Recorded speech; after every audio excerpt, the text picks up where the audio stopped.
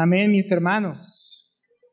Entonces, mis hermanos, Dios nos ha dado un gran don, el don de la vista, por el cual todos aquí podemos apreciar lo que hacemos, podemos ver en qué dirección vamos, no chocar con las cosas que hay por el camino. Podemos contemplar las maravillas de Dios en su creación. La vista es un gran don, hermanos. Uno solamente se da cuenta de lo maravillosa que es la vista hasta que uno no puede ver.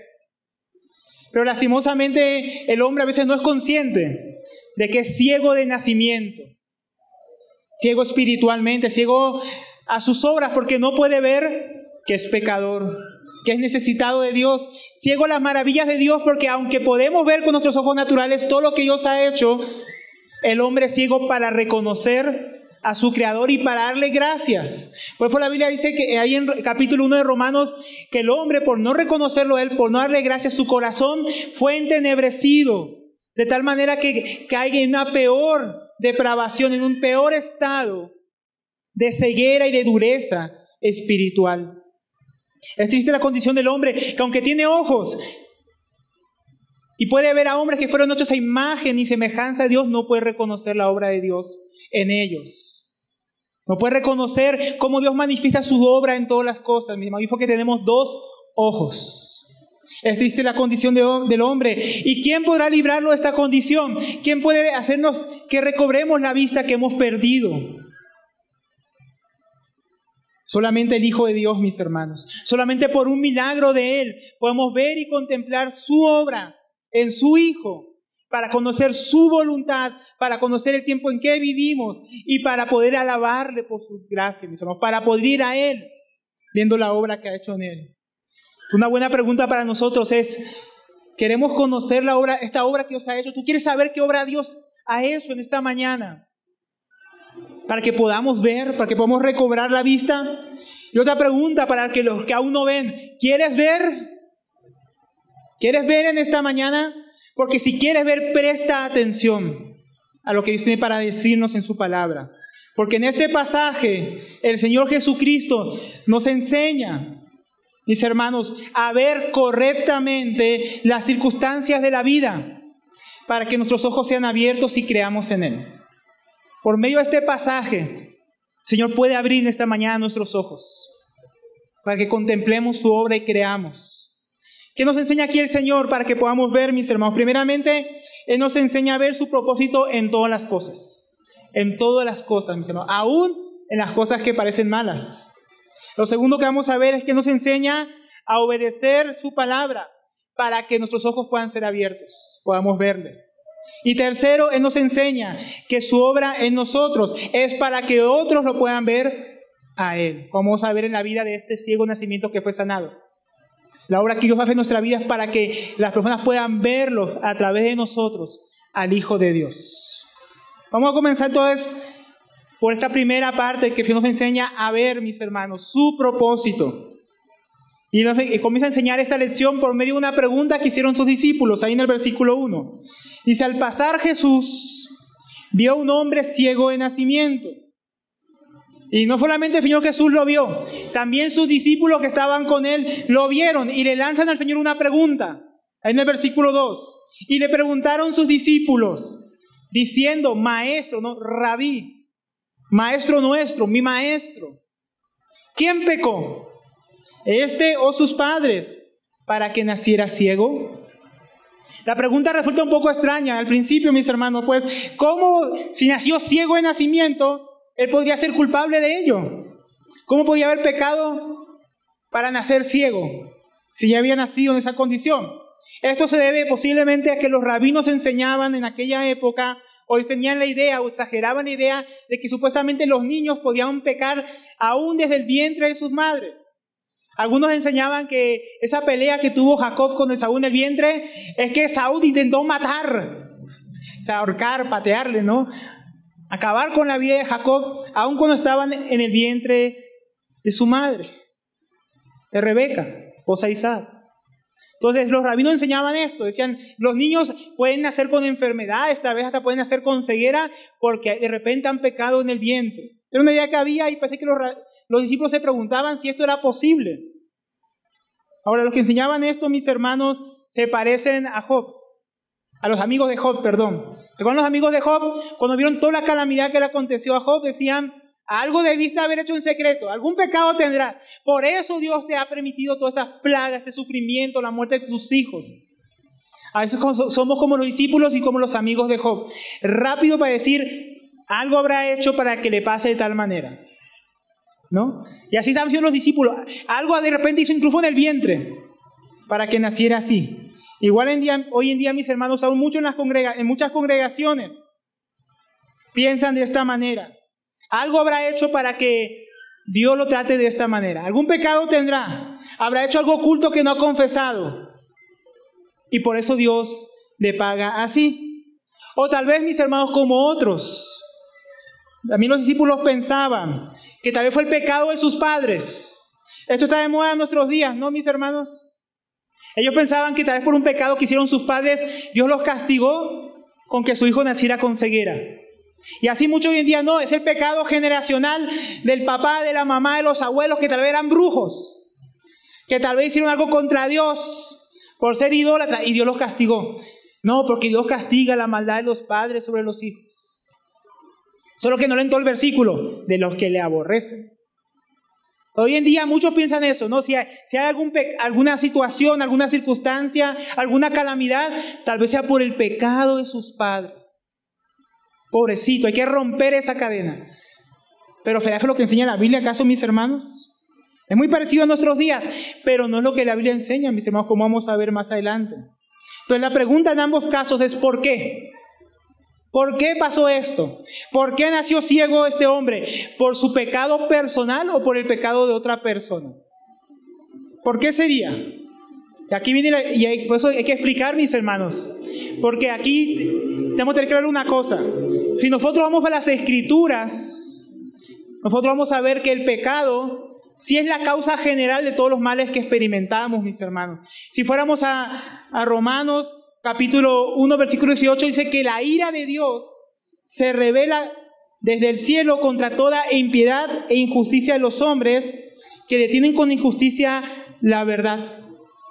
O sea, la ira de Dios, las consecuencias por el pecado aún se revelan desde el cielo, mis hermanos. Por la maldad de los hombres, por la injusticia de los hombres, por la impiedad de los hombres, es cierto, pero de manera general.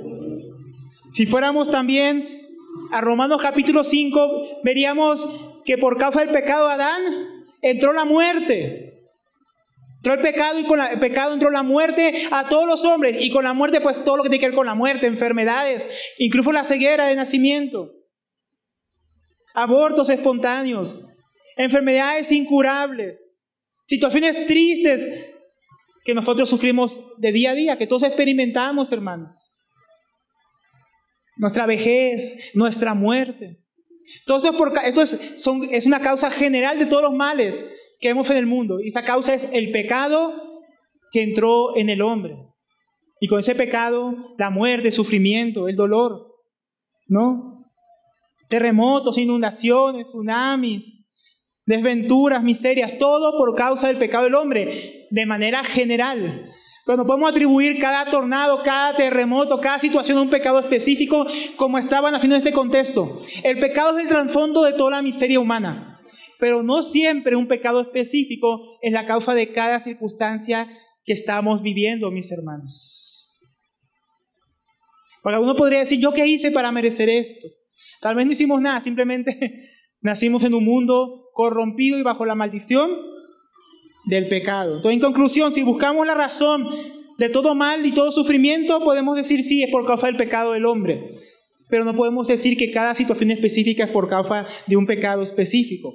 Entonces vamos a ver la respuesta del Señor. Ahí en el versículo 3, a la pregunta de los discípulos, Él responde, no es que pecó este. O sea, no fue por causa de un pecado específico de Él cuando estaba en el vientre de su madre, ni tampoco de sus padres, sino que nació ciego, podríamos agregar, para que las obras de Dios se manifiesten en Él. Entonces no era por el pecado, no era por el pecado de sus padres, no, mis hermanos, sino había una razón, había un propósito, que las obras de Dios se manifestasen en él. Entonces el Señor, mis hermanos, no busca satisfacer nuestra curiosidad de que detrás de cada cosa que vimos, porque mi hermano, él nunca fue y le contó a Job: mira, Job, sabes que el diablo me pidió la oportunidad de tocar tu familia, tocar tus bienes, tocar todo lo que tienes para probarte. No, Job nunca se enteró, mis hermanos. Dios nunca le dijo por qué. Pero cuando Job conoció a Dios, Job entendió para qué. Y es lo que tenemos que entender, mis hermanos, más importante que a veces que el porqué específico de cada circunstancia o cada sufrimiento en nuestras vidas, lo que queríamos preguntarnos es ¿para qué? Eso es muy importante. ¿Por qué hay mal en el mundo? La Biblia nos responde: por causa del pecado. Si miro mi vida, si miro mis miserias, si tú miras las tuyas, podemos encontrar muchas consecuencias generales por nuestro pecado, por el pecado en general, mis hermanos, pero no tenemos que quedarnos en esas cosas. Si miramos al hombre, si nos miramos a nosotros, si miramos la miserable condición de cada uno, sin Dios, el pecado se hace evidente. Pero el Señor, mis hermanos, nos muestra en este pasaje que hay que buscar algo más allá de las razones de nuestras miserias. Y es, como decíamos, el propósito. Hay una razón, hay un propósito más importante, mis hermanos. Él dice: sino para que las obras de Dios se manifiesten. Entonces podríamos decirlo, parafrasearlo: nació ciego por causa de la miseria del pecado que trae a la vida del hombre. Pero la razón no invalida el propósito. El propósito era para que Dios manifestara en él su gloria, para que Dios manifestara en él su obra. Por ello, en lugar de enfocarnos en el por qué, deberíamos enfocarnos, como decíamos, en el para qué Dios permitió esta situación particular en mi vida. Si tienes una enfermedad, ¿para qué Dios la está permitiendo? Si estás pasando por una prueba, ¿para qué Dios la está permitiendo? Si estás sufriendo, si estás triste, si has perdido a alguien, si estás luchando con el pecado, ¿para qué Dios lo permite? Si estás aquí en esta mañana, aquí sentado, no pienses que la razón no es porque te trajo fulano, porque fulana te invitó. La razón es para qué. Y ahí tenemos que ver, es para que Dios manifieste su obra, mis hermanos. Algunos de los que nos visitan, como decíamos, puedes pensar que estás aquí porque alguien te dijo. Eso no es el para qué. Estás aquí para que tus ojos sean abiertos, para que puedas ver al Hijo de Dios, para que creyendo en Él tengas vida eterna. Esa es la razón por la que Dios a veces trajo en esta mañana.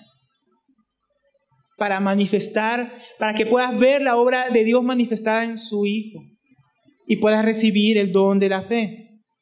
Pero también nosotros, mis hermanos, si vamos a Romanos capítulo 8, versículo 28, ahí nos muestra el para qué de todas las cosas que experimentamos como creyentes. Dice: sabemos que a los que aman a Dios, al que no, todo lo que le acontece es para que sea quebrantado y ponga su fe en Cristo. Pero para los que aman a Dios, para los que han creído en el nombre del unigénito Hijo de Dios, todas las cosas les ayudan a bien. ¿Qué son todas las cosas? Muerte, sufrimiento, enfermedad, penuria. Lo bueno también, que te nazca un hijo, que te cases, que tengas una alegría, que experimentes el gozo. Todo tiene un propósito. Y es un propósito, y ese propósito es importante que lo entendamos. Porque cuando estamos sufriendo no pensamos en esto, que es para nuestro bien. Es para nuestro bien. Vamos a ver más adelante cómo haber nacido ciego de nacimiento iba a ser para bien de este hombre. Dice: esto es a los que conforme a su propósito, ahí está el para qué, son llamados. Hay un para qué, hay un propósito de todas las cosas que experimentamos como creyentes. Un propósito para los que somos llamados. Porque a los que antes conoció, el Señor conoció todas las cosas de antemano, todo lo que vamos a padecer, todo lo que vamos a vivir. Nos conoció a nosotros que vamos a confiar en su Hijo. También les dio un destino, un propósito, un para qué. Para que fuesen hechos conforme a la imagen de su Hijo. Entonces todo lo que pasamos, todo lo que llamamos bueno y todo lo que llamamos entre comillas malo, sufrimiento, penuria, tribulación, todo eso, mis hermanos, que es para nuestro bien si le amamos, es para el propósito de que seamos conformados a la imagen del Hijo de Dios, para que Dios manifieste a su Hijo en nosotros. para que Dios manifieste la obra de su Hijo formado en nuestro carácter, formado en nuestro servicio, formado en nuestras familias, formado en todo lo que hacemos, para que su Hijo sea conocido en nosotros, mis hermanos. Para que su Hijo pueda ser contemplado en nosotros. La imagen del Hijo de Dios. Ahora cantamos que Él es la imagen del Hijo de Dios. Si vamos al capítulo 1 del Evangelio de Juan, que lo hemos estudiado, dice: al Padre nadie lo vio jamás, pero Jesucristo, el Hijo de Dios, el unigénito que está en el seno del Padre, Él nos lo ha dado a conocer. Pero ahora el Hijo de Dios que nos ha dado a conocer está siendo formado en cada uno de los que creemos, a través de las pruebas, a través de las luchas, a través de los gozos. Él está siendo formado en cada uno, en cada circunstancia, para que sea el primogénito entre muchos hermanos. Y a los que predestinó, a los que le dio ese propósito glorioso, a esos también los llamó por medio del Evangelio. Y a los que llamó, a esos también los justificó, para que puedan ser transformados a la imagen del Hijo. Y a esos que justificó, que declaró justos, para que sean santificados, a esos también se glorificó. Entonces tal vez no entendamos por qué, tal vez Dios nunca nos vaya a decir por qué de cada cosa que tuvimos que vivir específicamente, pero lo importante es que ¿para qué Dios lo permite? Para que nuestra vida, para que en nuestra vida sea manifestada su obra, su obra de transformación, su obra de redención, su obra de santificación. Ese es el propósito de Dios en Cristo, que Él sea formado en nosotros. Por eso, mis hermanos, tenemos que mirar cuál es la obra de Dios. Tenemos que acordarnos de la obra de Dios en José. Cuando sus hermanos estaban asustados después que murió su padre, ellos vinieron a José, ¿no?, para pedirle perdón por todo lo que le habían hecho. ¿Ustedes se acuerdan que hicieron sus hermanos? Lo vendieron, lo entregaron a los egipcios. Pero ¿qué pasó ahí, mis hermanos? Aunque José tuvo que vivir el aborrecimiento de sus hermanos, aunque José fue vendido por sus hermanos, aunque José fue hecho esclavo, aunque José fue acusado injustamente por la mujer de Potifar y encarcelado sin merecerlo, aunque él tuvo que vivir todas esas cosas, había un propósito, mis hermanos. ¿Por qué tanto sufrimiento? Él respondió a sus hermanos: la razón era que ellos quisieron hacerle mal. Ese era el porqué. Pero eso no era lo importante, dijo José. Lo importante no es que ellos quisieron hacerle mal, que era lo importante, pero el propósito, porque el Dios lo permitió, dice él, era para que preservar o para que dé vida a mucho pueblo. Ese era el propósito, mis hermanos. Entonces José, miren, José no se quedó estancado en el por qué, él miró el para qué. Para que Dios manifestara su obra, porque ¿cuál era la obra de Dios? Dios llamó a Israel para multiplicar ese pueblo.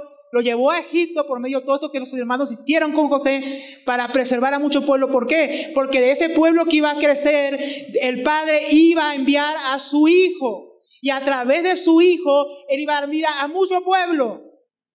Y si no creen, mira alrededor. Mucho pueblo. Todo eso que Dios hizo con José era parte del propósito para Dios enviar a su Hijo para traer vida a mucho pueblo, porque dijo que iba a hacerlo por la simiente de Abraham. Y Dios iba a preservar esa simiente por ese trabajo que hizo con José para traer a su Hijo para darnos vida en él. Miren todo lo que Dios hizo, todo el propósito de Dios, todos esos sufrimientos de José tenían un propósito, hermanos. Igual que los nuestros tienen un propósito para que el Hijo de Dios sea formado en nosotros y muchos crean en él y también reciban vida.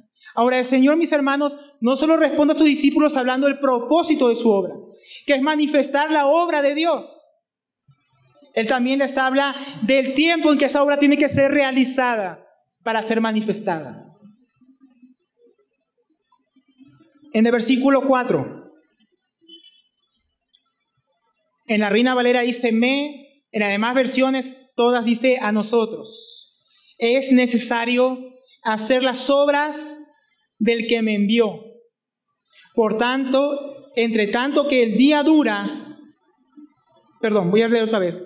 Me es necesario hacer las obras del que me envió. Entre tanto que el día dura, la noche viene cuando nadie puede trabajar. Entonces el Señor Jesucristo aquí nos muestra, mis hermanos, su comprensión acerca del tiempo del cumplimiento de su obra, lo que él entendía acerca de la obra que Dios le había encomendado hacer. Él había venido en un tiempo específico. Él no vino en cualquier momento. ¿Cuándo vino el Señor? En el tiempo justo, en el cumplimiento de los tiempos. Gálatas 4, versículo 4 dice, pero cuando vino el cumplimiento o la plenitud, o sea, cuando llegó la medida del tiempo destinada por Dios de antemano, Dios envió a su Hijo. Pues en ese cumplimiento del tiempo de su venida, el Señor vino a hacer la obra del Padre, el Padre que le envió. Esa obra consistía en todo su ministerio de enseñanza, las señales que estamos estudiando, que eran sus milagros, que el Padre le había encargado. Y finalmente, como veíamos hoy con nuestro hermano en la cena del Señor, con nuestro hermano Cristian, esa obra iba a ser completada, iba a tener un final, un término, cuando Él dijera en la cruz, consumado es, culminé la obra que el Padre me ha entregado. Él tenía que cumplir esa obra, lo hemos visto en el capítulo 5, lo hemos visto en varios capítulos del epístola de Juan, que Él vino para hacer la obra de aquel que le envió. Y para cumplir toda esta obra que Dios le había señalado, Dios también le había dado un tiempo. ¿Se acuerdan que Jesús no subió en cualquier momento a la fiesta de los tabernáculos? ¿Se acuerdan? No había llegado su hora. Dios le había dado una hora, un tiempo oportuno para cada obra. La vez pasada vimos que Él salió del templo, ¿no? Cuando querían apedrearlo. ¿Por qué no lo apedrearon? Porque aún no había llegado su hora. Entonces había una hora para morir y completar su obra. Había una hora para sanar. Había una hora para predicar en el ministerio del Hijo de Dios, en el tiempo de su encarnación. Ahora, mis hermanos, Él llama a este tiempo, entre tanto que el día dura. Y ese tiempo que el Padre le había dado para hacer sus obras, Él lo llama el día, la duración del día.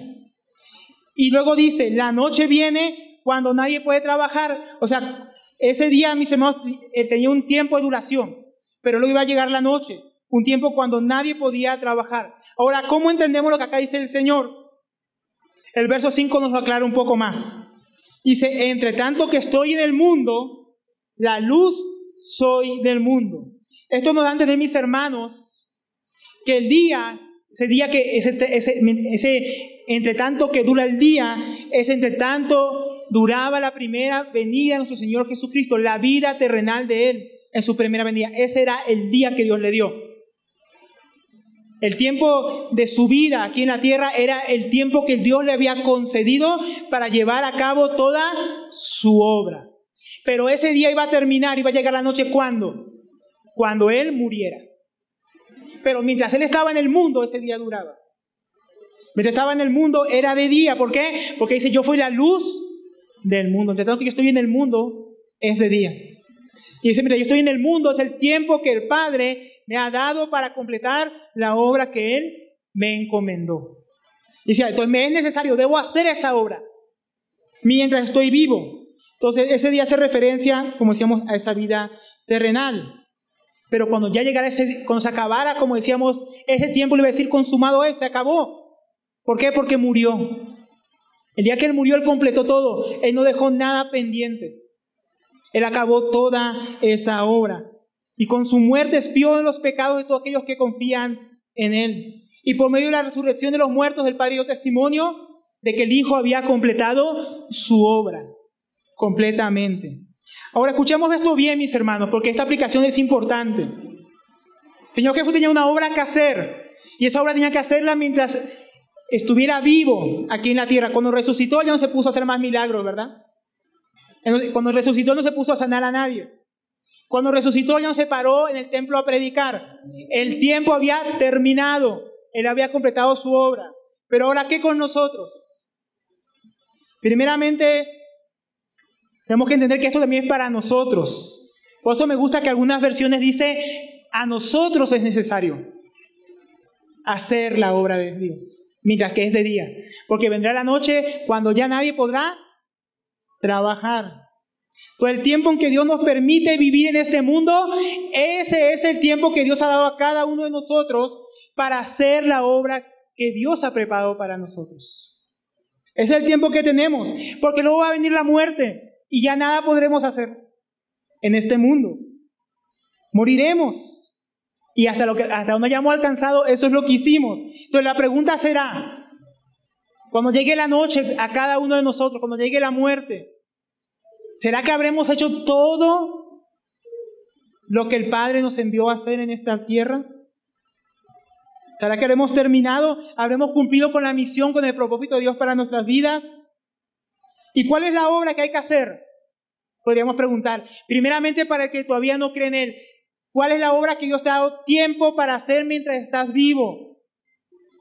En Juan 6 nosotros estudiamos en el versículo 28. Entonces le dijeron, ¿qué haremos para poner en práctica la obra de Dios? ¿Qué es lo que Dios espera de cada ser humano, de cada hombre, de cada mujer, mientras esté vivo? Respondió Jesús y le dijo, esta es la obra de Dios, que creáis en el que Él ha enviado. Entonces lo primero que debe hacer todo hombre es poner su fe en Jesucristo, en el Hijo de Dios, mientras vive. Porque después de muerto, dice la epístola a los Hebreos en el capítulo 9, versículo 7, que después de la muerte el juicio se acabó, ya nada podrá hacer.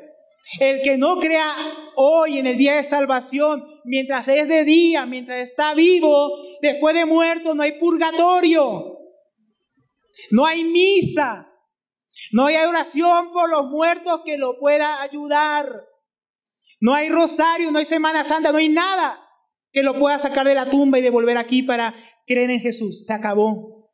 Mientras es de día, mientras el hombre vive, debe poner su fe en el Hijo de Dios, porque después ya no habrá tiempo, ya nadie podrá trabajar, ya no podrás creer,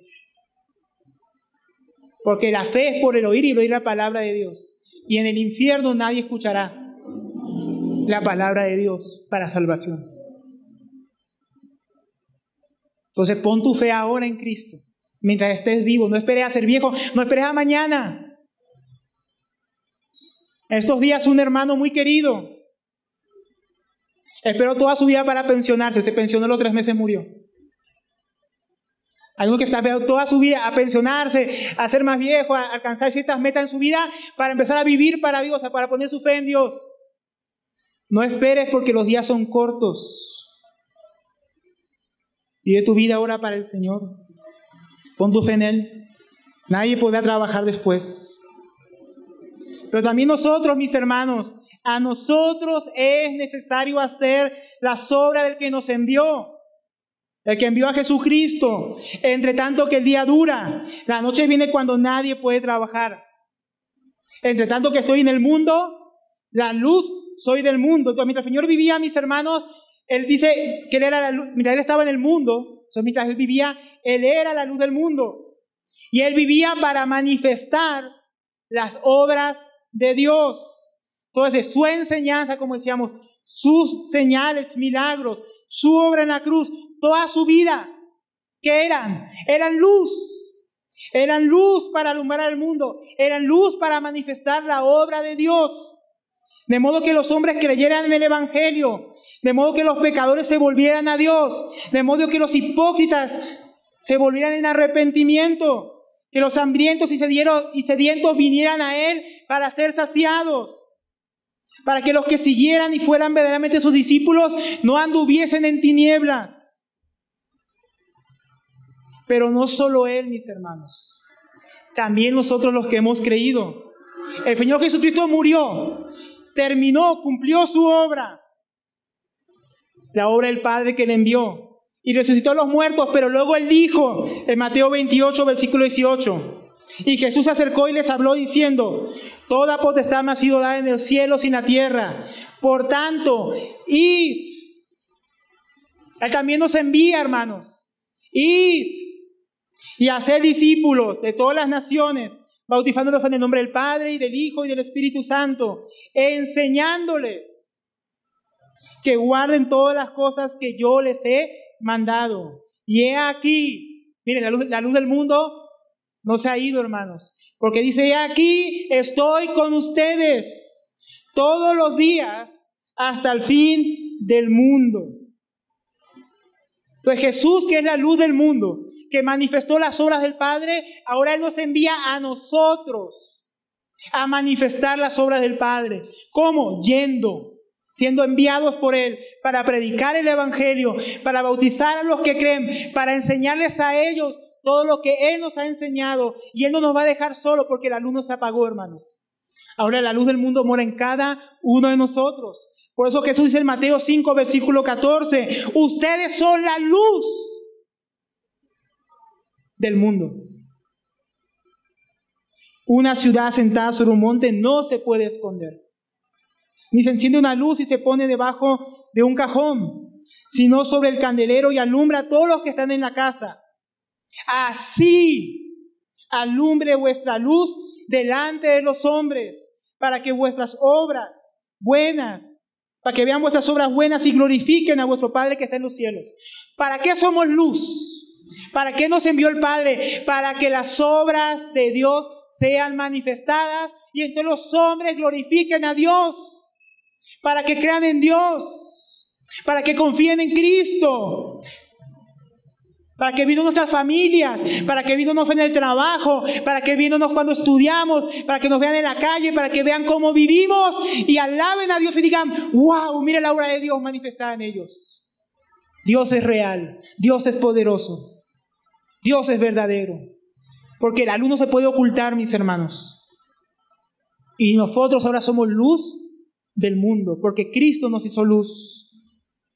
En esa misma idea dice el apóstol Juan en el capítulo 5, versículo 8 de la epístola a los Efesios, porque en otro tiempo, ya no, eran tinieblas, mas ahora son luz. En el Señor, no fuera de Cristo, fuera de Cristo no hay nada, pero en el Señor, que es la luz del mundo, somos luz. Por tanto, ¿no? Andad como hijos de luz. Tenemos que vivir como hijos de luz, porque el fruto del Espíritu en toda bondad, justicia y verdad, es en toda bondad, justicia y verdad, comprobando lo que es agradable al Señor. Entonces, como somos luz, como somos hijos de la luz, hijos de Jesucristo, la luz del mundo, tenemos que vivir en luz, tenemos que andar en luz, para manifestar las obras de Dios. Entonces, entre tanto, mis hermanos, que vivimos, Dios nos puso en el mundo para que seamos luz, para que andemos en las obras que Él preparó de antemano para que anduviésemos en ellas. Él añade en el versículo 15 ahí en el capítulo 5 de Efesios que acabamos de leer, miren pues con diligencia cómo anden, no como necios, porque ahora hacemos luz. Es necedad seguir andando de esa manera, mis hermanos, sino como sabios. Y mira lo que dice ahí, lo que dice el Señor aquí, aprovechando bien el tiempo, porque no todo el tiempo va a ser de día, mis hermanos. Un día nuestra vida se va a acabar, hay que aprovechar bien el tiempo, porque los días también son malos. No solo que se va a acabar un día nuestra vida, sino que mientras vivimos encima los días son malos. Y hay que aprovecharlo bien. Por tanto, no seamos insensatos, sino entendidos en cuál es la voluntad del Señor. ¿Cuál es la voluntad del Señor? Según lo que vemos, que seamos luz, que somos luz, y por tanto alumbremos con la luz del Señor para que sus obras sean manifestadas. Entonces, mis hermanos, ahora es el tiempo oportuno, mientras estamos vivos en este cuerpo, de manifestar las obras de Dios, de ser luz hoy, durante el día, durante nuestra vida, porque un día vamos a morir. Por eso hoy, no esperemos a mañana a hacer tal escuela, a hacer tal cosa, a cumplir tal meta. Hoy debemos predicar el Evangelio, hermanos. Hoy debemos comenzar a criar a nuestros hijos para Dios. Hoy tenemos que comenzar, hoy, no espere más, hoy tenemos que comenzar a servir a Dios para que sus obras sean manifestadas en medio de su pueblo y afuera donde no le conocen. Hoy, mis hermanos, ahora, mientras vivimos, es el tiempo que Dios nos ha dado. No nos va a ser dado otro tiempo. No nos va a ser dado otra vida aquí y ahora para manifestar la gloria de Dios. Cuando Cristo regrese, la obra de Dios todo el tiempo va a estar presente. Va a ser manifiesta en el Cordero de Dios, que va a estar sentado en el trono en medio de la gran ciudad. Su luz va a alumbrar, no va a hacer falta más sol. Tampoco va a hacer falta que nosotros alumbremos. Pero ahora, en este mundo de tinieblas, es necesario que mientras vivimos, manifestemos las obras de Dios. mientras vivimos, mis hermanos. ¿Estamos desperdiciando el tiempo o estamos alumbrando? ¿Estamos manifestando las obras de Dios o todavía estamos viviendo como antes, en tinieblas? Y la gente no puede ver a Cristo en nosotros. ¿Estamos aprovechando bien el tiempo? ¿Qué haríamos si supiéramos que nos queda poco tiempo y que aún no hemos hecho todo lo que Dios nos mandó a hacer? ¿Qué haríamos? ¿Qué haríamos, hermanos? La verdad que todos aquí tenemos poco tiempo. Acá a ninguno el tiempo le sobra, hermanos. Tenemos el tiempo justo para ¿qué? Justo para hacer la voluntad de Dios. Y no nos será dado otro. No seamos como el mayordomo infiel, que conociendo la voluntad de su Señor no se preparó y se le acabó el tiempo. Y cuando su Señor vino no lo recompensó, sino que lo mandó a azotar. Porque conociendo la voluntad de su Señor no lo hizo. No hizo su voluntad. El Señor nos ayude, hermanos. Ese es el primer punto. El segundo, primeramente nos enseña, mis hermanos, a ver su propósito y, como vimos, aprovechar el tiempo que nos ha dado para cumplir ese propósito. Propósito de ser luz, de manifestar sus obras. Pero también nos enseña a obedecer su palabra para que podamos ver, para poder manifestar sus obras. Versículo 6. Dicho esto, ¿no?, que tenía que hacer la obra de Dios, escupió en tierra e hizo lodo con la saliva y untó el lodo con el lodo los ojos del ciego y le dijo: ve a lavarte en el estanque de Siloé, que traducido es enviado. Fue entonces y se lavó y regresó viendo.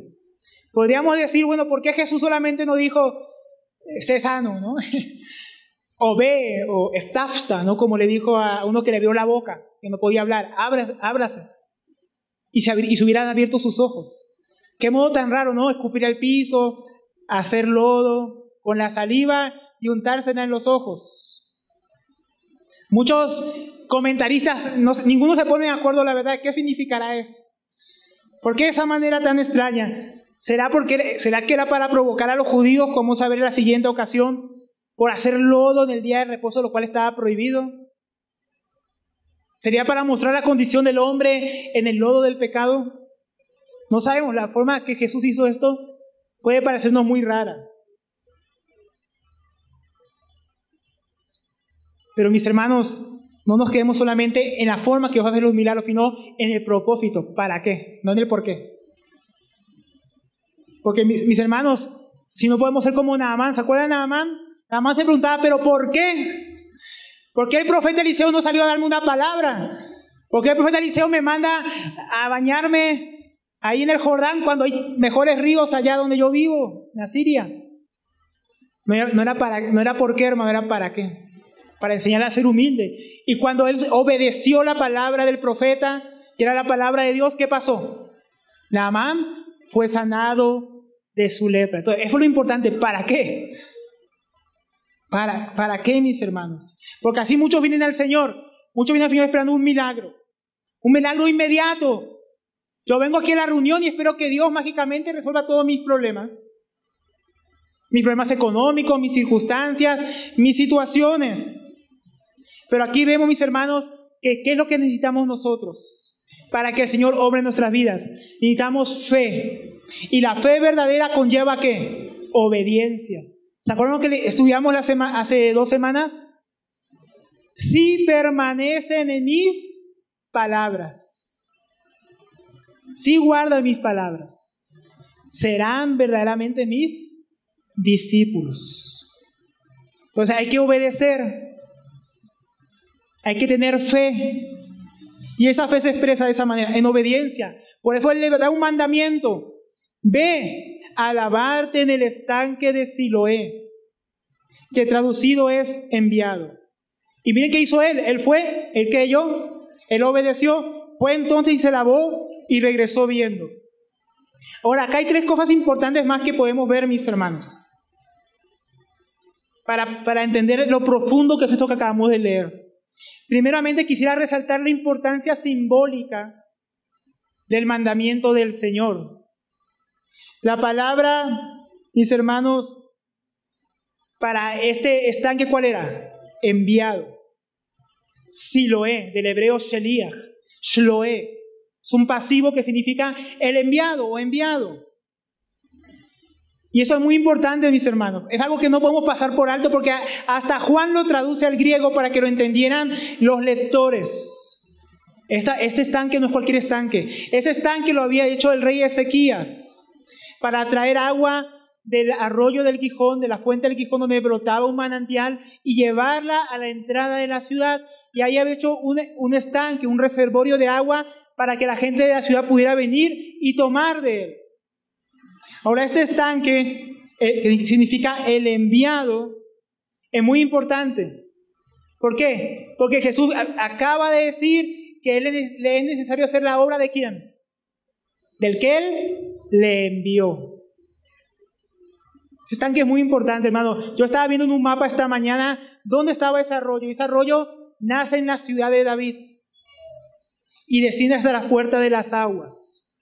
Era un rollo que, como dijimos, este rey preparó para que hubiera provisión. Ahora, mis hermanos, es interesante cuando vemos las escrituras que Jesús, que es el verdadero rey, el verdadero hijo de David, que Dios prometió que reinaría, Él también ha hecho una provisión como el enviado de Dios.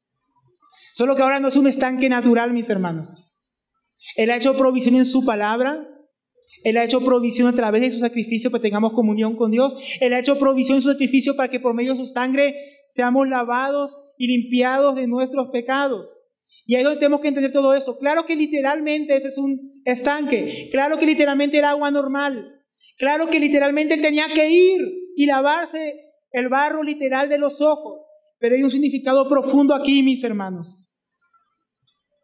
Porque en este mundo también todos aquí hemos nacido ciegos. Ciegos a la gloria de Dios, ciegos a la voluntad de Dios, ciegos, como decíamos al principio, de nuestra miserable condición por causa del pecado. Por eso el hombre es incapaz por sí mismo de hallar o de buscar a Dios. Pero aquí Cristo, ¿se acuerdan que vimos al principio? ¿Quién vio al ciego? El ciego no pudo ver a Jesús. Jesús vio al ciego. Y Jesús tuvo misericordia de él. Y Jesús le puso el lodo en los ojos. Y Jesús le mandó: ve al estanque de Siloé, para que él pudiera ir.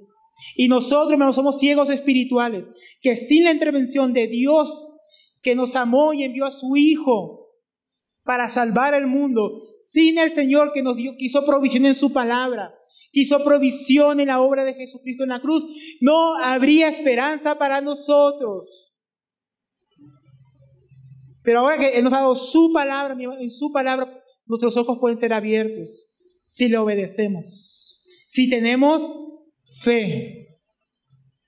Podemos ir a Él, que es el agua viva, podemos ir a su palabra y nuestros ojos pueden ser abiertos si le obedecemos. Y eso nos lleva al segundo aspecto que vemos aquí, su obediencia. Dice: fue entonces y se lavó. El ciego, mis hermanos, no protestó por el barro en los ojos. ¿Por qué me echas barro en los ojos? No, él quería ser sano, sino que fue con fe. ¿Cómo sabemos que tuvo fe? Dijimos antes, porque obedeció. La fe sin obras está muerta. Pero él creyó y él fue. Él fue al estanque del enviado y se lavó.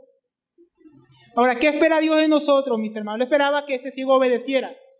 Él espera que primeramente que creamos en su Hijo, que reconozcamos que somos pecadores, que solo, mis hermanos, Él tiene palabras de vida eterna que nos pueden vivificar, que solamente Él puede limpiar nuestros ojos para que sean abiertos y podamos ver su obra. Solo Él puede hacerlo. La pregunta es: ¿queremos ver? Porque si no, por más que la palabra de Dios diga esta mañana, creen en Él, no vamos a ir al estanque, no vamos a ir a la palabra, no vamos a ir en Él en oración, no vamos a ir en Él para que nuestros ojos sean abiertos. Vamos a preferir seguir tirados en el piso, ciegos, mendigando a través de la religión, mendigando a través de nuestras obras, y nunca vamos a ser sanados. Pero si vamos al enviado por su palabra, con fe, nuestros ojos pueden ser abiertos, van a ser abiertos, si confiamos en Él. Porque Él dijo que si permanecemos en su palabra, en obediencia, no solo seremos sus discípulos, sino que conoceremos la verdad y la verdad nos hará libres, libres de la ceguera espiritual, libres de la muerte espiritual, libres de la condenación, libres del juicio, libres de nuestra miserable condición. Porque su palabra dice en el Salmo 119, versículo 130, tus palabras imparten luz. Son sus palabras las que abren nuestros ojos para que podamos ver. Son sus palabras las que producen fe. Y si la obedecemos, nuestros ojos serán alumbrados para que conozcamos cuál es la voluntad de Dios y lo obedezcamos. Lo tercero que vemos es que Él fue sanado. Fue entonces y se lavó y regresó viendo. Hermanos, ¿cuántos de nosotros no veíamos antes? Todos. Ninguno veía nada. Pero ¿cuántos al escuchar el Evangelio, esa provisión que Dios hizo, el estanque del enviado, hermanos, cuántos recibimos la apertura de nuestros ojos y ahora podemos ver? Todos los que hemos creído ahora podemos ver, mis hermanos. Éramos ciegos, pero ahora nuestros ojos fueron abiertos. Fuimos a su estanque, nuestros ojos fueron lavados y ahora vemos. Hemos recibido vida, hemos recibido vista espiritual, discernimiento, vida eterna. Éramos ciegos a nuestros pecados, ahora vemos nuestra realidad. Éramos ciegos a la miseria y ahora vemos nuestra necesidad. Éramos ciegos a la voluntad de Dios y ahora Dios nos habla claramente por medio de su Hijo. Y si seguimos obedeciéndole, más veremos, hermanos. Jesús creo que dijo a nuestros discípulos que si creían en Él, verían más, verían la gloria de Dios. Porque mientras más le creemos, mientras más obedecemos, más son abiertos nuestros ojos. Yo quiero leer aquí un pasaje en Efesios, capítulo 2. Porque no solamente fueron los incrédulos que los ojos se les abre, también a los creyentes que sus ojos han sido abiertos ahora pueden ver más. El apóstol Pablo, y en el capítulo 1, versículo 18, dice: mi oración es que los ojos de su corazón, habiendo sido iluminados, porque todos los que creímos hemos recibido vista,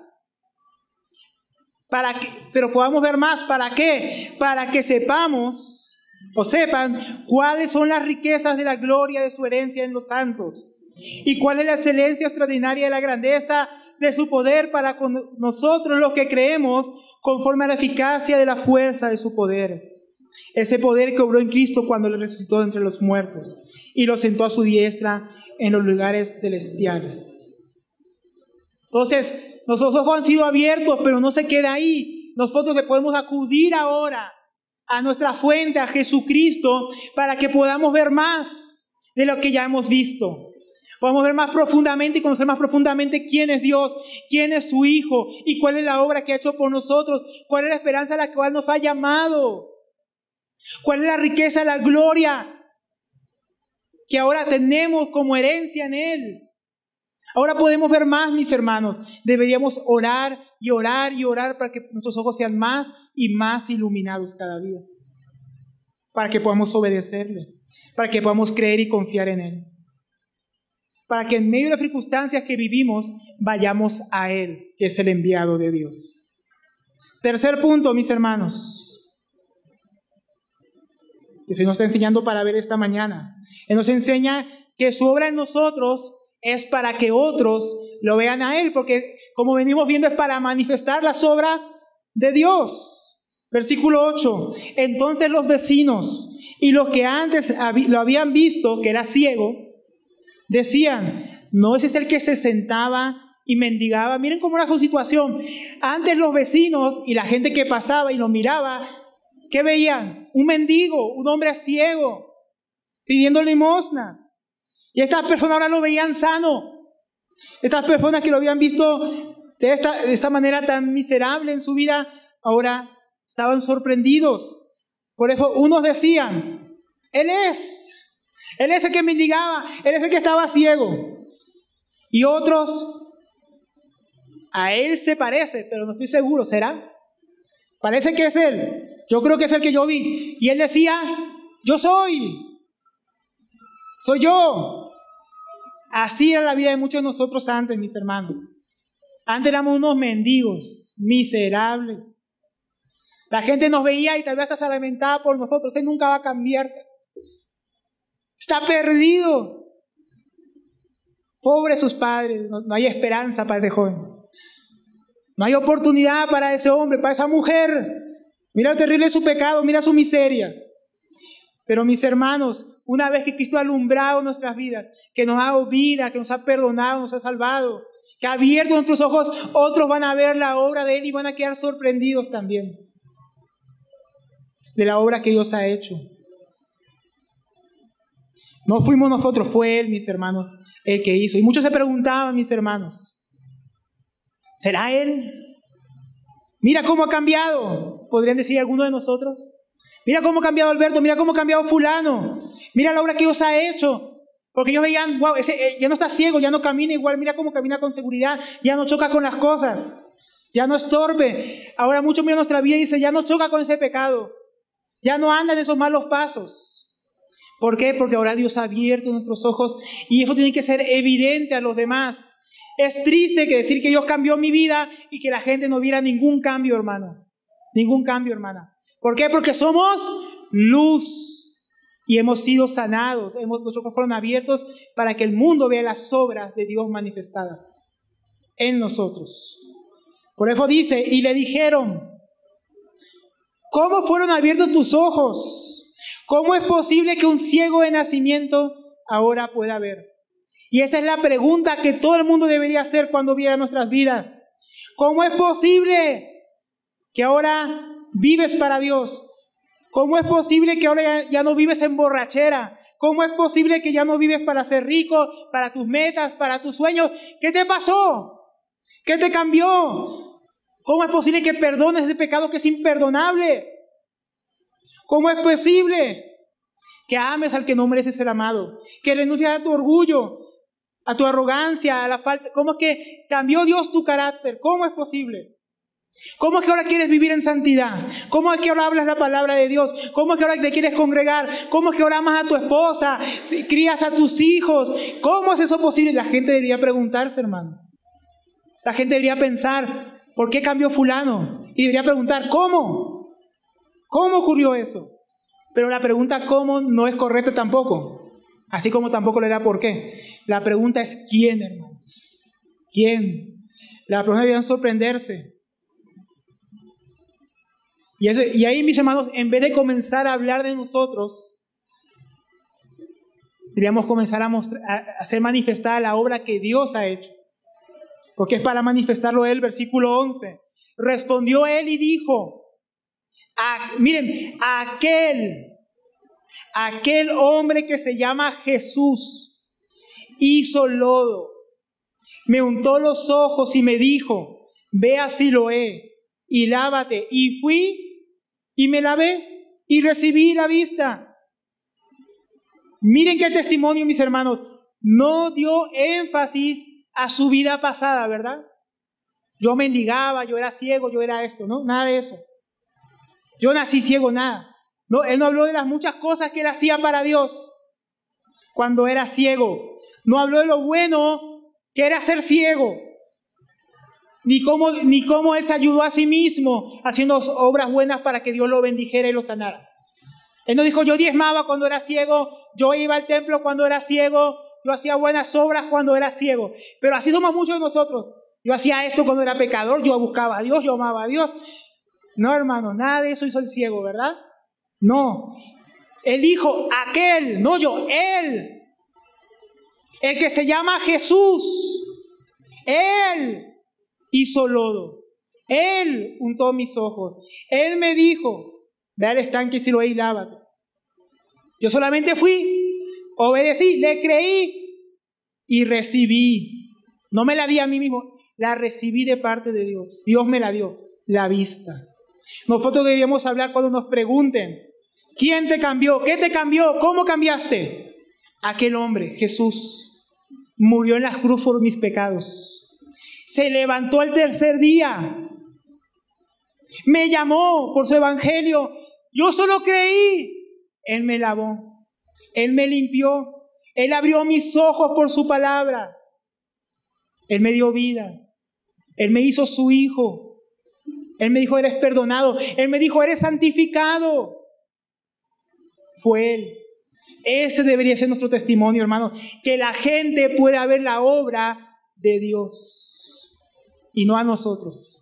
Que la gente pueda ver a aquel, a Jesús.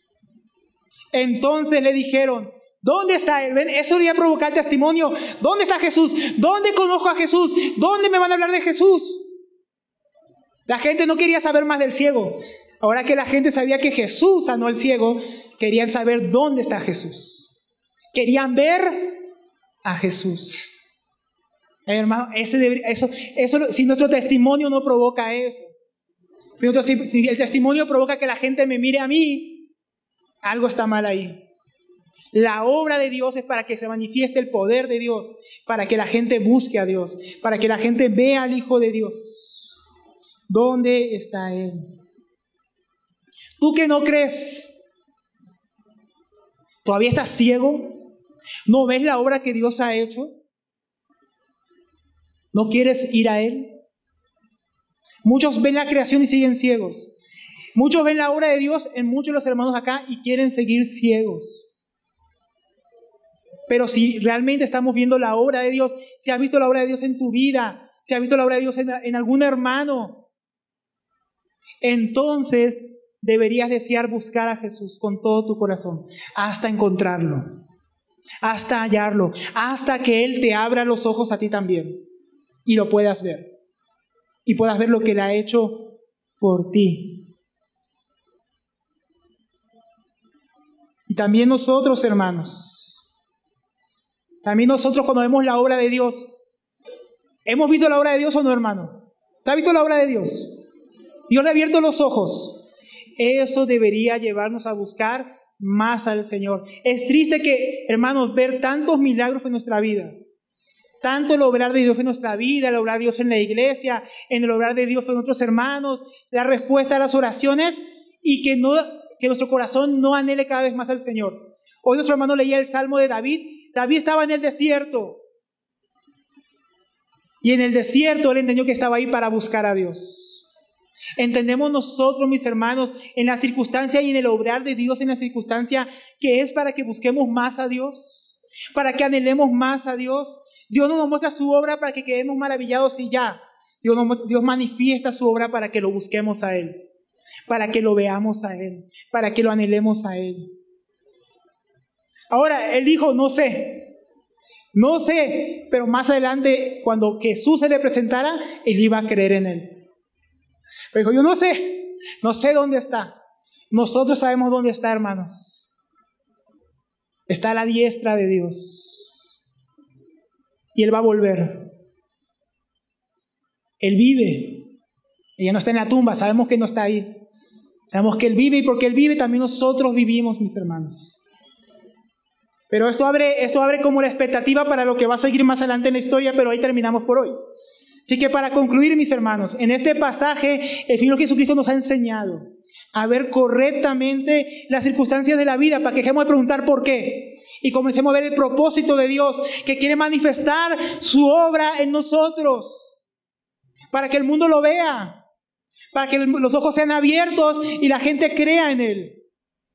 Hemos visto primeramente que nos enseña a ver su propósito en todas las cosas, que en lugar de estancarnos en el por qué, en el cómo, debemos buscar el propósito de Dios en todas las cosas. Y ese propósito es que los que no le conocen, le conozcan para que sean salvos. Y los que le conocemos, lo amemos más, lo anhelemos más, mis hermanos. Y que para eso Él nos da un tiempo en el cual tenemos que manifestar sus obras como luz del mundo. También vemos que nos enseña a obedecer su palabra para que podamos ver. Si queremos ver, o si queremos ver más, no vamos a hacerlo por nuestros propios métodos. Es por medio de su palabra, es por medio de la obediencia, es por medio de la fe en Él. Y tercero, que Él enseña que todo lo que Él hace en nuestras vidas, que sus obras manifestadas es para que la gente lo vea a Él en medio de nosotros y no a nosotros. Entonces, esta mañana, mis hermanos, ¿qué quiere Dios? Dios quiere que nuestros ojos sean abiertos por medio de su palabra, para contemplar a su Hijo, contemplar las obras de Dios, para que confiemos en Él, para que obremos en fe, para que seamos luz. Él quiere que el que no cree, crea y reciba la vista. Él quiere que los que hemos recibido vista deseemos ver más de Él. Que el Señor abra nuestros ojos esta mañana, mis hermanos, para que podamos ver. Padre, gracias porque como cantamos hoy, a ti te plació revelarnos a tu Hijo. Tú abriste nuestros ojos para que pudiéramos ver. Éramos ciegos. Éramos ciegos. Pero tú mandaste a Jesucristo. Y en Él, Señor, aunque el príncipe de este mundo nos tenía cegados, tu luz resplandeció, Señor, porque tu Hijo es la luz del mundo. Y ahora ya no caminamos en tinieblas, Padre. Ahora somos luz. Permítenos andar en luz. Permítenos alumbrar con tu luz, para que tus obras sean manifestadas, para que muchos crean, para que vengan a la fe del Hijo de Dios. Padre, permítenos aprovechar bien el tiempo, antes que llegue la noche, Señor. Permítenos vivir para tu gloria. En el nombre de Cristo Jesús. Amén, mis hermanos.